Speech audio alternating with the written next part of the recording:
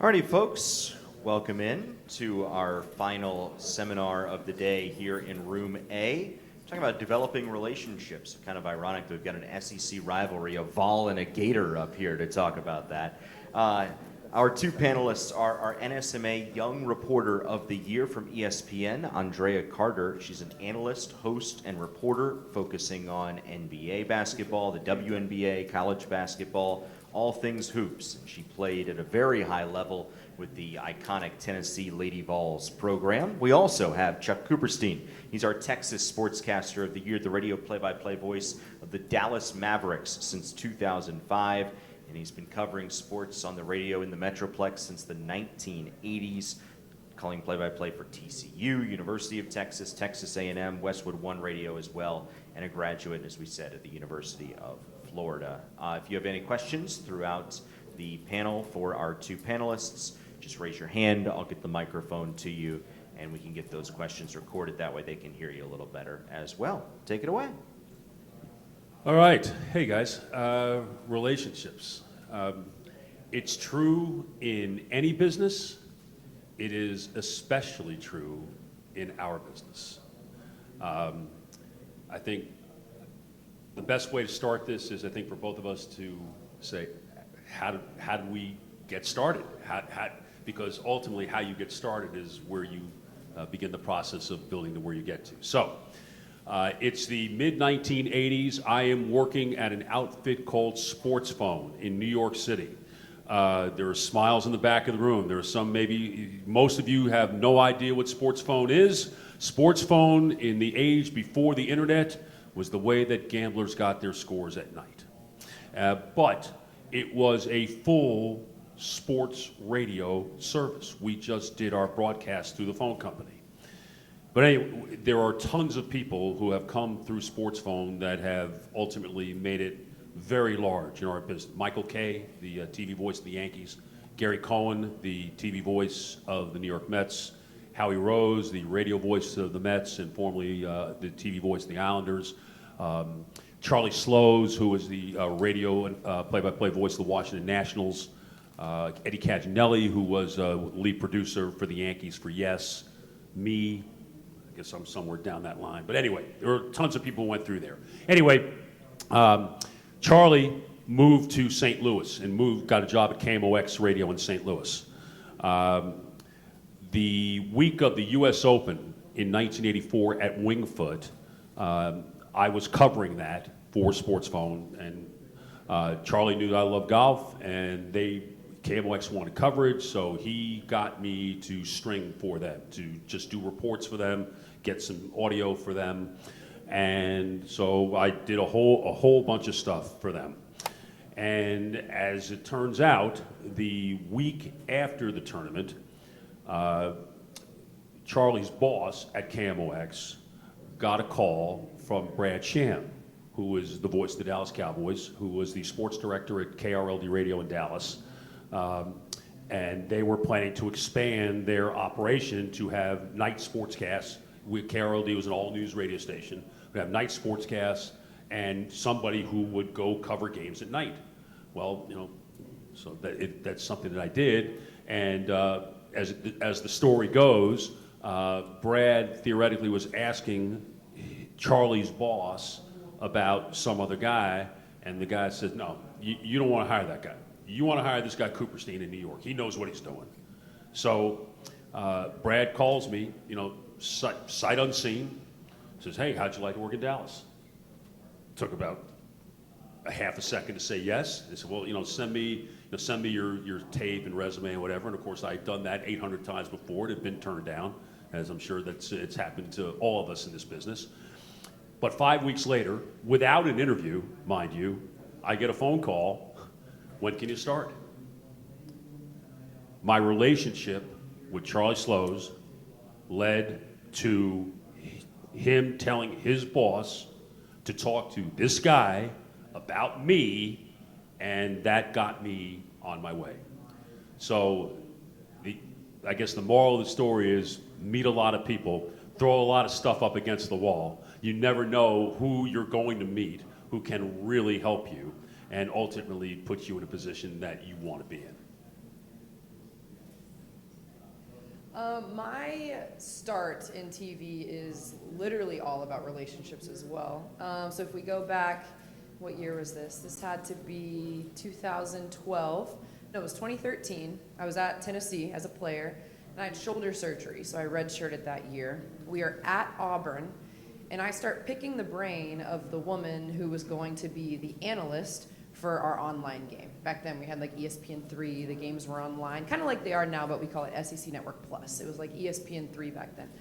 So she's sitting down, I'm obviously not practicing because my arm's in a sling and I'm just kind of hanging out, and I just start picking her brain. Oh, what are your notes? Oh, what do you have? Can I see this?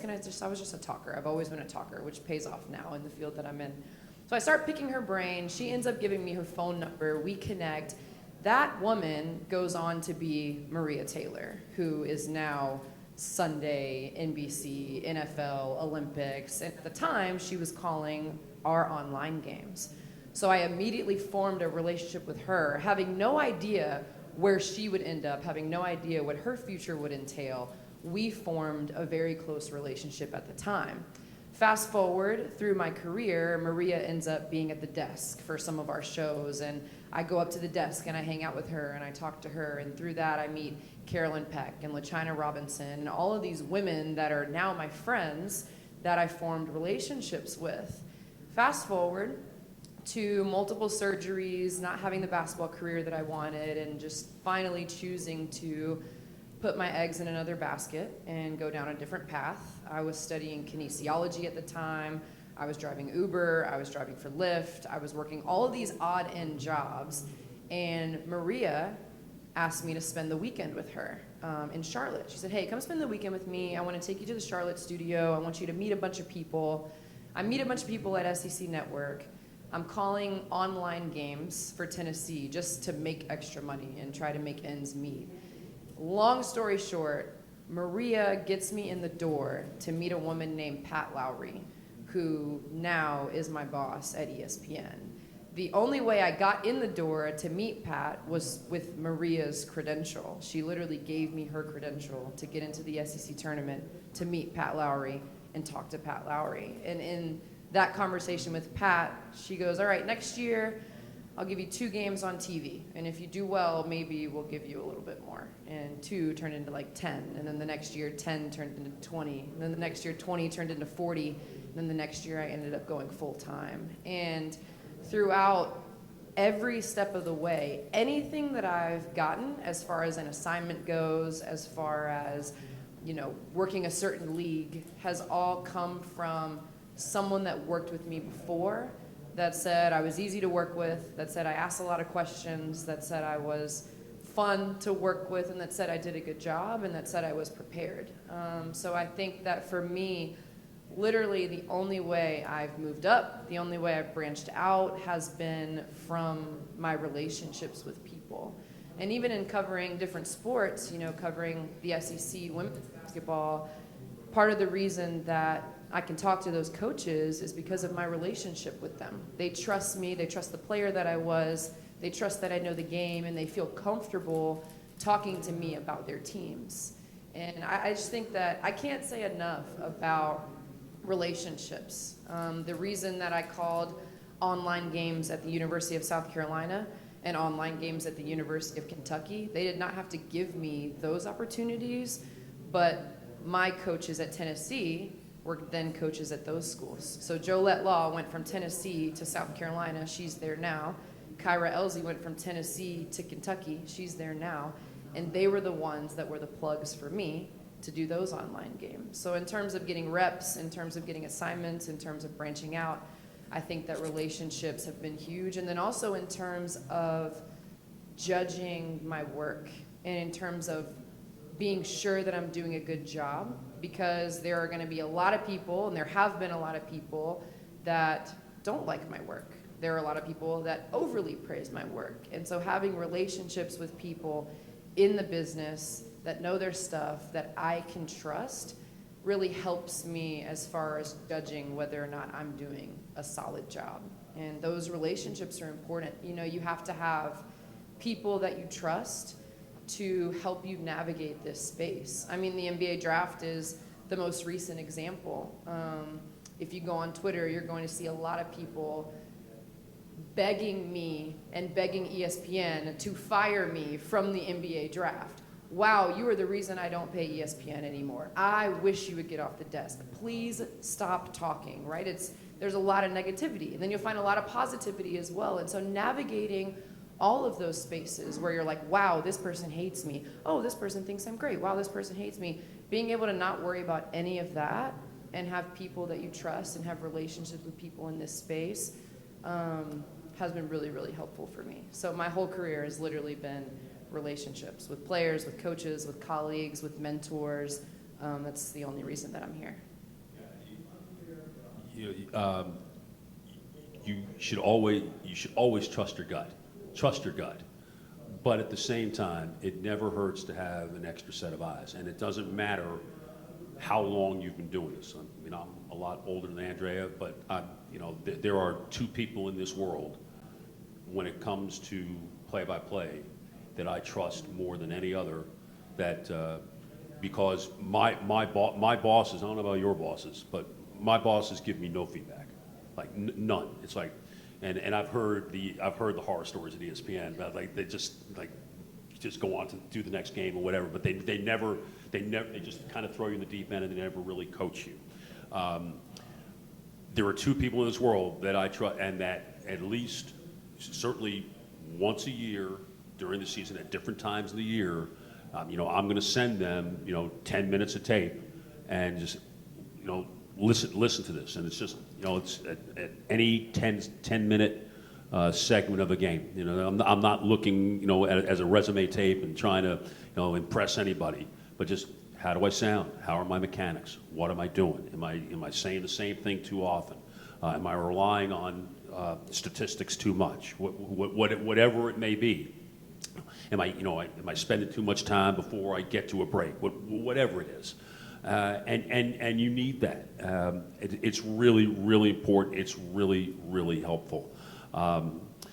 So, I mean, that's from the technical radio standpoint. And then, what Andraya said about, coaches, and that brings up just a whole different part of this relationship question I think that we're here to talk about, that you've got to spend the time nurturing that relationship. Some are easier nuts to crack than others. I think the fact that you were a former player, and again, the people that moved into positions that probably made it a little easier for you than it might have otherwise. But I just know in my position with the Mavericks, I had Rick Carlisle for 13 years. I don't know how many of you know Rick. Rick can be he is a very quirky coach. He's a very quirky guy, but I always looked at him as my quirky coach. And so, how am I going to get to him to trust him and him to trust me? Because we had we had it a couple of times the first year he was there, and it wasn't it wasn't very pretty. And he's a pretty intimidating guy. He's absolutely the smartest guy in the room. Okay, he is smarter than you, and he's not necessarily afraid to tell you that he's smarter than you. But you just have to be able to hold your ground, and as long as he sees that you will hold your ground, but at the same time understand that certainly from a local standpoint, and mine is obviously different than hers. A local standpoint, look, I am not here to kill you. I am not here to kill you, but I am here to ask you questions that fans are asking. I am a conduit from the fan base to the team, and so these are questions that I feel I have to ask. Now they need to be asked perhaps in a way that is velvet glove over iron fist. I don't need to necessarily go sledgehammer on you, but they need to be asked. And if they know that they're going to be asked respectfully, and they know that you are doing the work, that you're putting in the time, that you're available to them when they let you in. Like there are a lot of coaches who won't let you into shoot around, who won't let you into practice. Rick always, at least on the road, always let us in to shoot around. So, he never missed one, would never miss one. You had to be there. And as long as, they keep seeing your face, it's kind of like just even what we were talking about earlier, it makes your life a whole lot easier to do your job. So, just be on time, do your work, show you care, and it's amazing where that leads to. I think we had a question.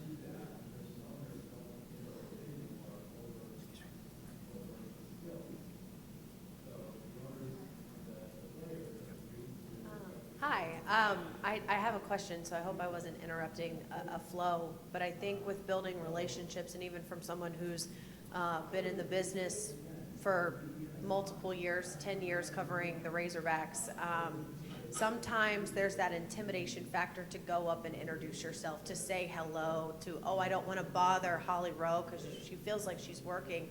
So maybe advice on going and talking to people to start that relationship building, because it can be intimidating a little bit sometimes.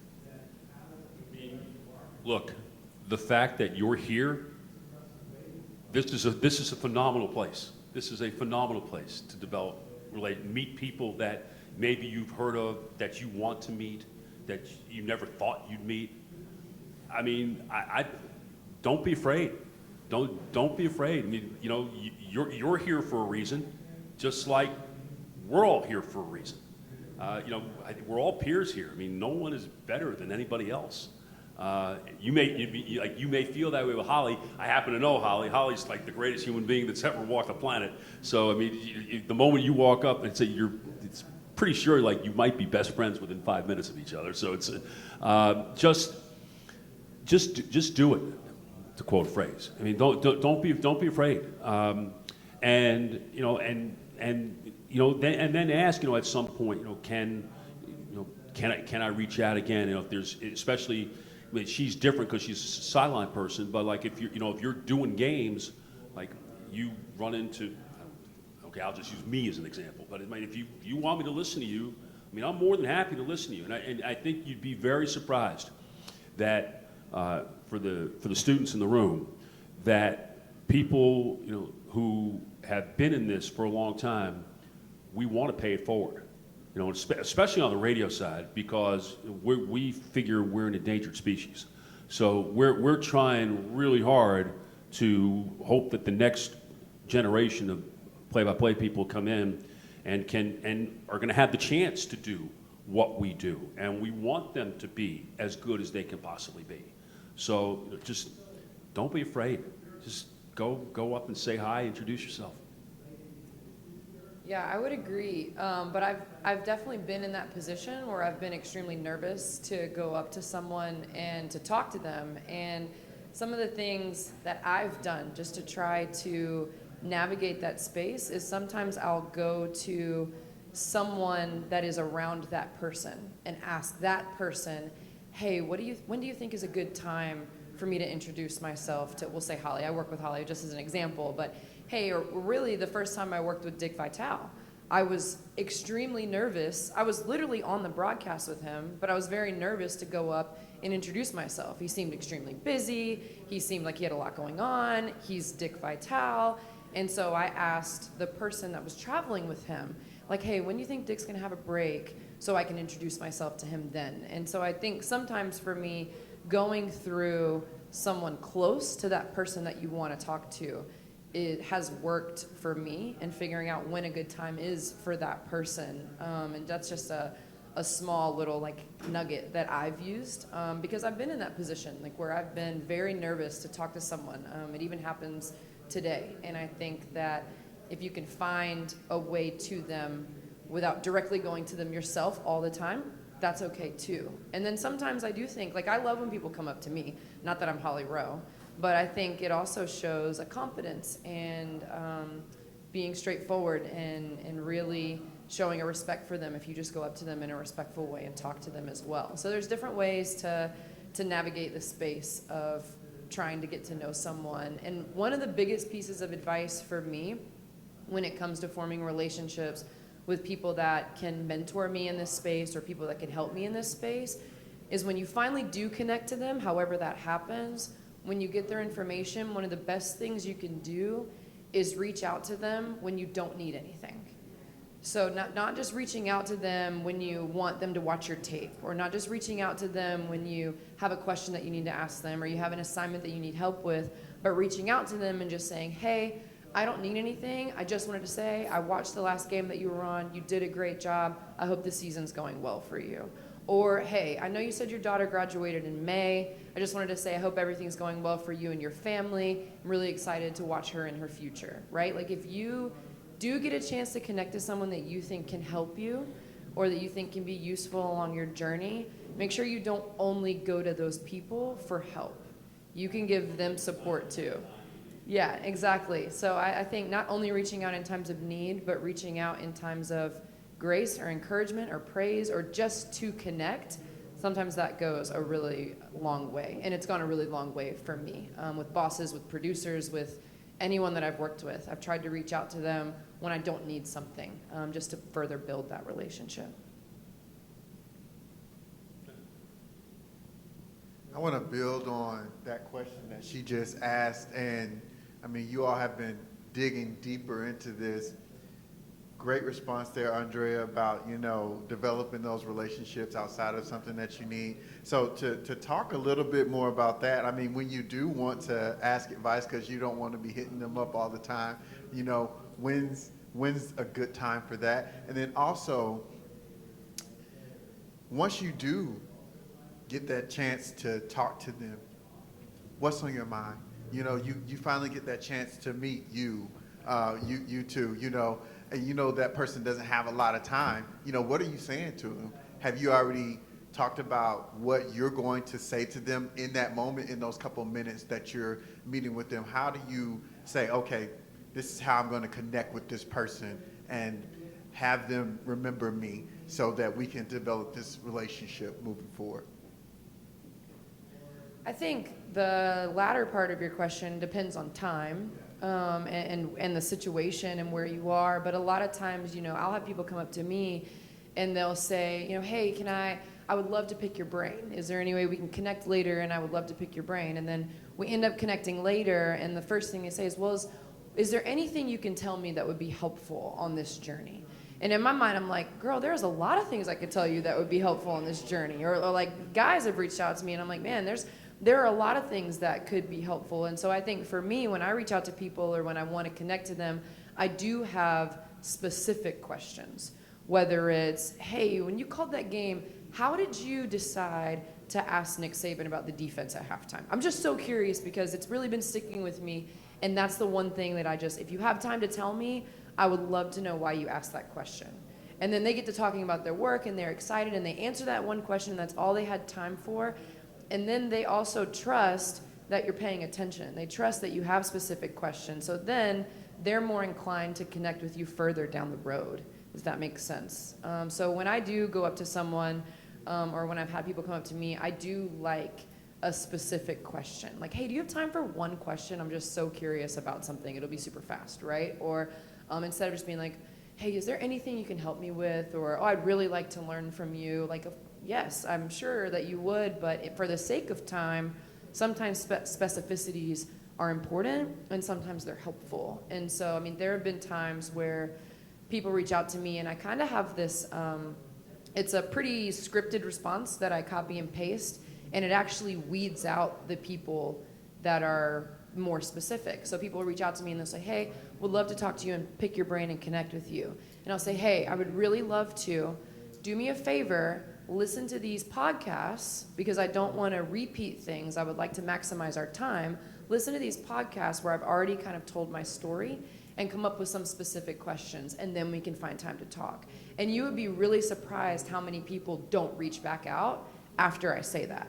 But the ones that do, some of them are on TV now, and some of them are on certain broadcasts now. So I think specific questions would be my best advice. Even if it's just one, I remember people more that way, and I think I've been remembered more that way from a specific question that I've asked.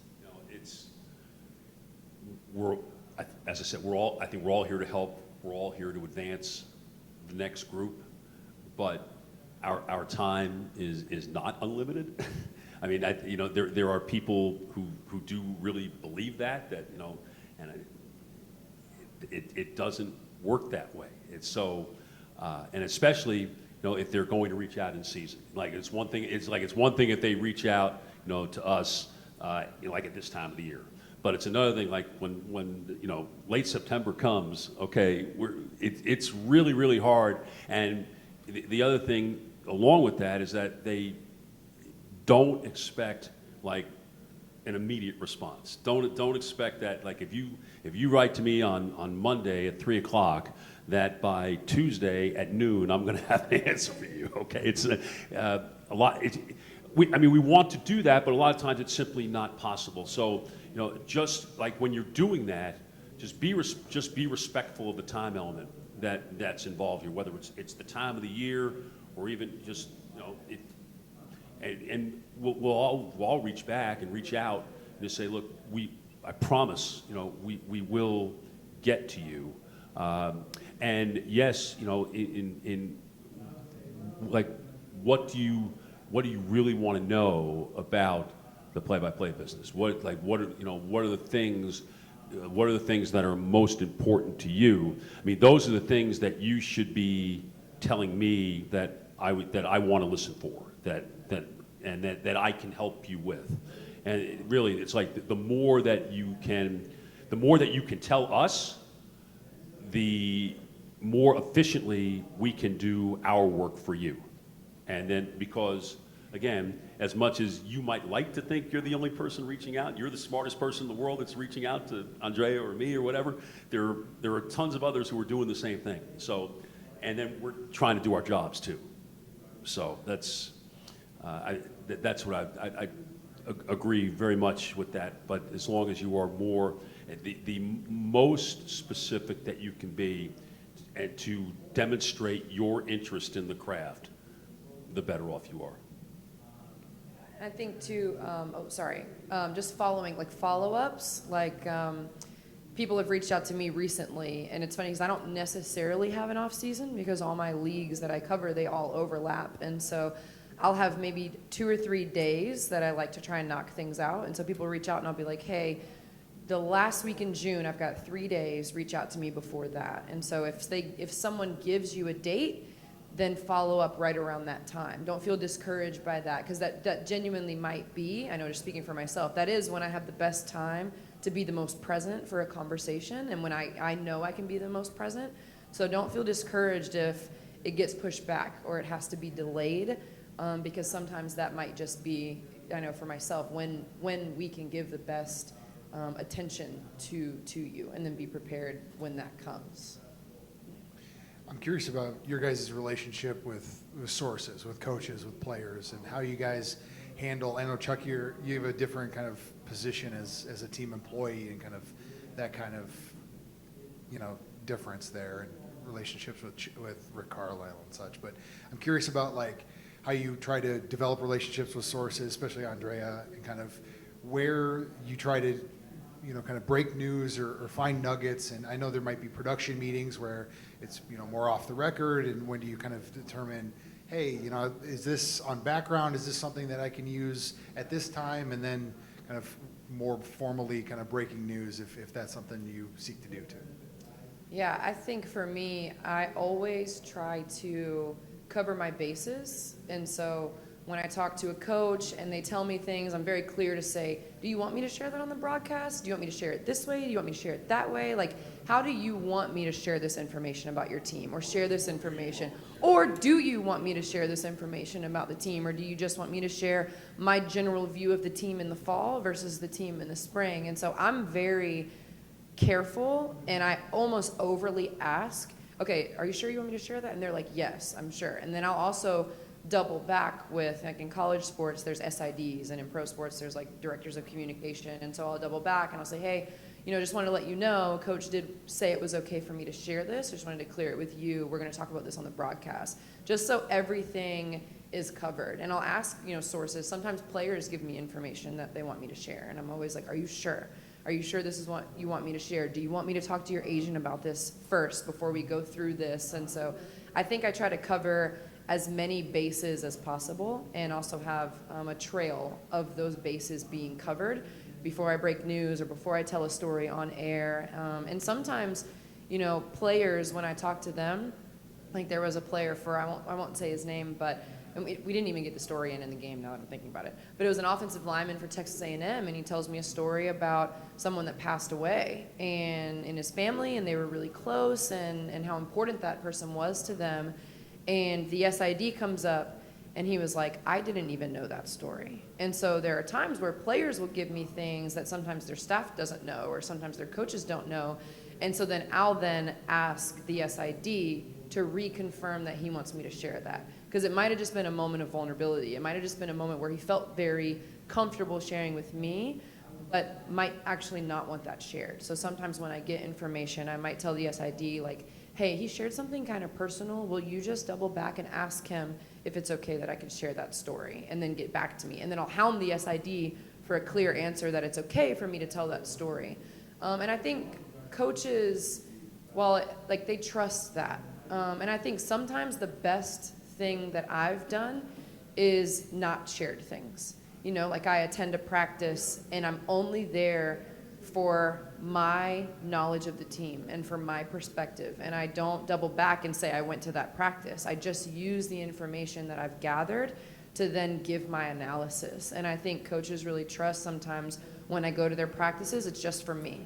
It's not for me to share with everyone else. It's not for me to give specific examples of things. It's just for me to understand their group. And so I think sometimes not giving information helps build trust as well, as far as coaches go for me. It's different for me, obviously, because I'm with one team, all the time.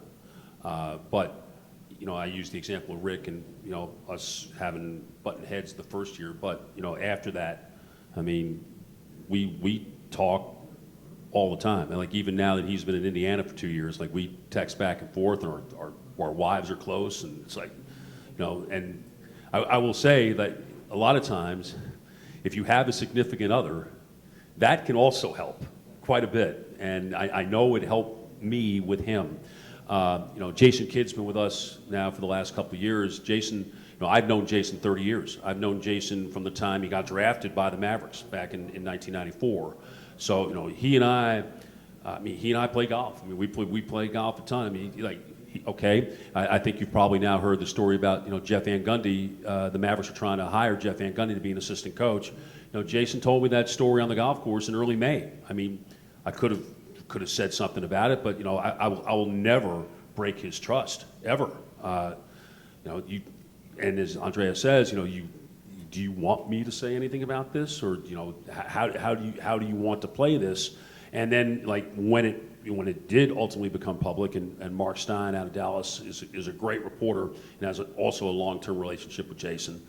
Basically that was the time when they decided to let it go. But I mean, the more time that you can spend around them, listen, Rick used to take us to dinner, used to take the broadcasters to dinner all the time when we were on the road.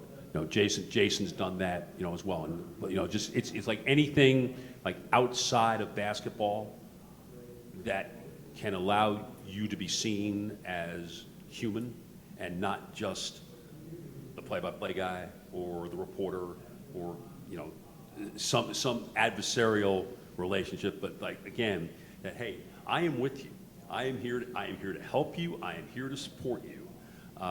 That really goes a long way. And now I will say it's a lot harder with the players today, and especially even as a team employee, we don't get tremendous access to the players. When we travel with them, they're in the front of the plane, we're the iguanas in the back of the plane. We see each other. When we get up. The buses now, in the age of COVID, there's now and expanded staffs and what have you. There are 3 buses. The players are on one bus. We're on another bus. We might see them in the lobby of the hotel, and getting the keys and going up to the room.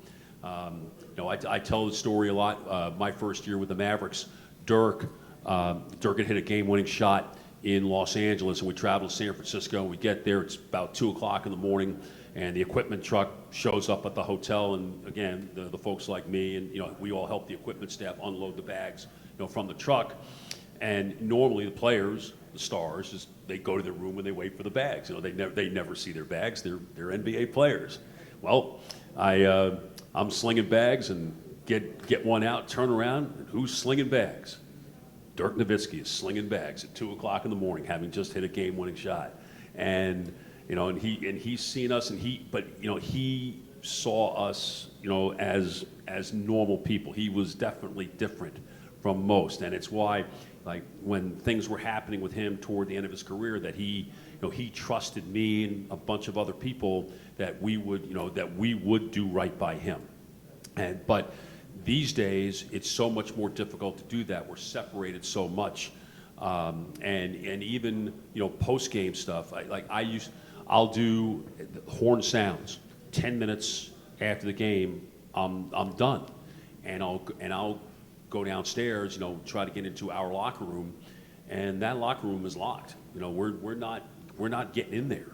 And it used to be that I'd go in there, and even if I wasn't getting sound for myself or the radio station, just talking to players, just seeing them and hanging with them, and because it's not like we're going to dinner with them, but like we don't have that luxury anymore.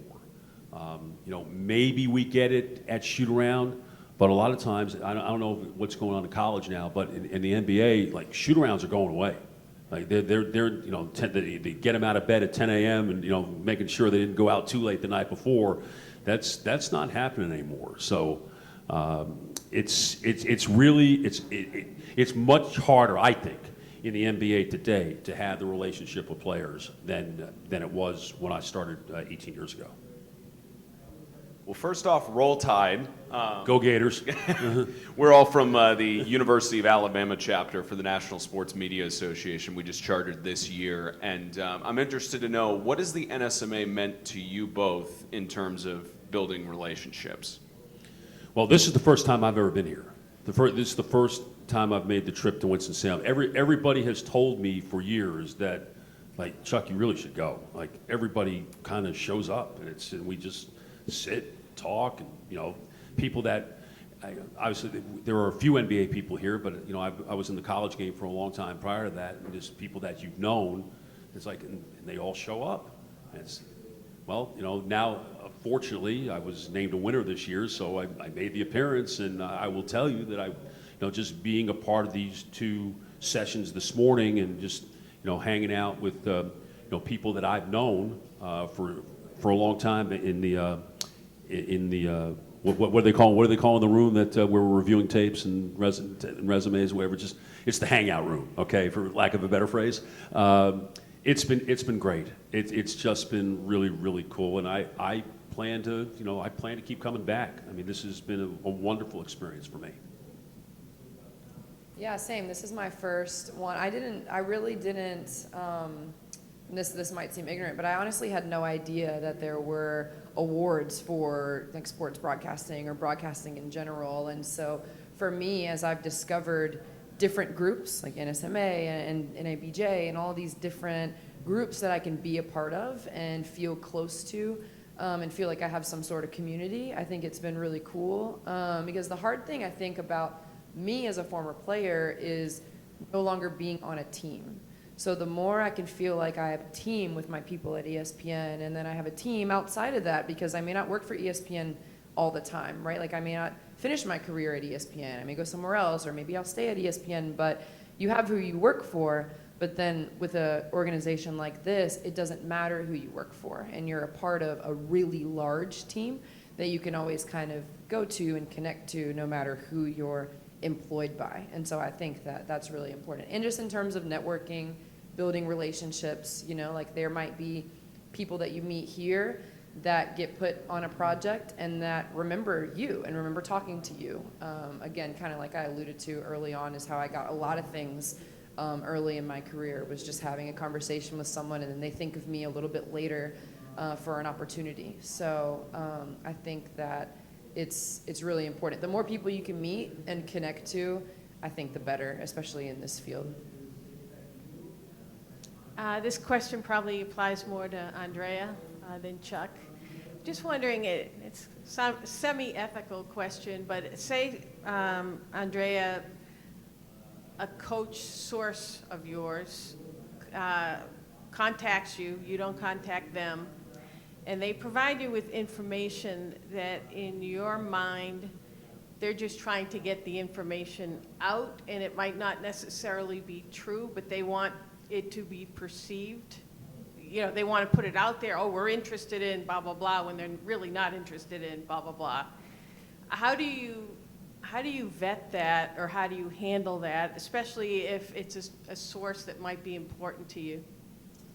Yeah, I think I've been pretty honest with sources that have reached out to me because I want them to trust how I handle other sources, right? So it might seem backwards, but sometimes someone will reach out to me and I will respond to them and I'll say, hey, thank you so much for this information.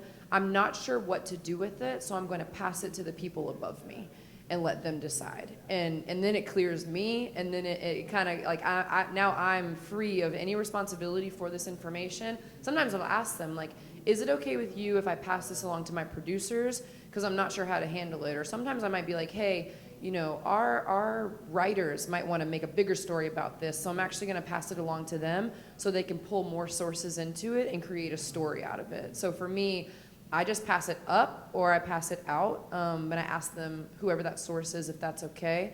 And I've figured that that kind of helps them build more trust in me as well, because they know that I'm doing that when other people reach out to me as well. So that's been my automatic answer to people that give me information that might seem a little sus.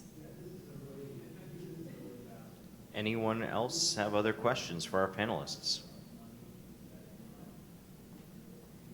All right, we're letting you off the hook then. Thank you all so much. I appreciate it.